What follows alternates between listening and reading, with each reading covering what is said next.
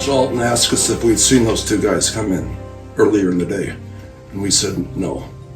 And he says that they identified themselves as amateur clowns who like to participate in local parades.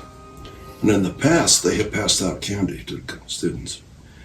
But they had heard about Tiny Tim and wondered, well, maybe we can pass out cars. So they came in to Alton and identified their requests and wanted to know if they could buy some cars. And Alton said, no, you can't buy any cars, but I will give you as many as you want. And they were kind of set back a little bit, you know. So they left and we kind of forgot about them. And maybe a week or two later, they came back in with quite a story. When they were all dressed up in their clown uniform and in a parade, a man stepped forward from the crowd and approached them and says, can I see one of your cars? And they said, yeah, and they gave it to him. And he looked at it and he ran his finger over the shape. And he spun the wheels and he stuck his finger in the window, turned it upside down.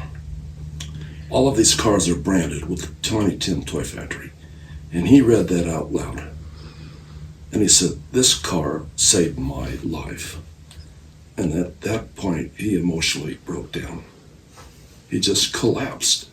And he sobbed and cried and put his head on their shoulder. And the clowns were not expecting this kind of an outpour from someone who had received the car. But after a few minutes, the man regained his composure enough to tell them his story. And it seems that he had just been released from the Gunnison State Prison. And he had spent several years there. And he admitted that when he went in with a very bad attitude. He was not convicted fairly. The sentence was too long. He didn't do anything wrong. And with that attitude, he immediately got in trouble with the warden. And he was having a rough time. Someone mentioned Tiny Tim cars to him, and he kind of, what is it?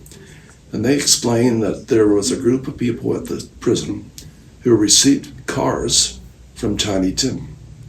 And it was their job to paint them and put faces and bring these cars alive.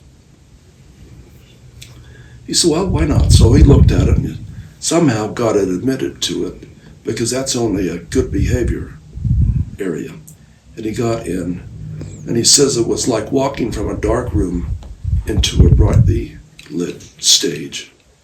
He says the spirit and the feeling in that room was unbelievable. He could not believe it. And he quickly fell in love with painting Tiny Tim cars. And he found out that he was really good at it. And he loved going back into that room and being with those people doing that unique project. And he kept doing it for a long time. Then all of a sudden he was called in one day and he says, we have noticed your rapid change in behavior. Evidently what he was doing in this room carried over into the prison life. He says, we'd like to talk to you about an early release. And he qualified for an early release.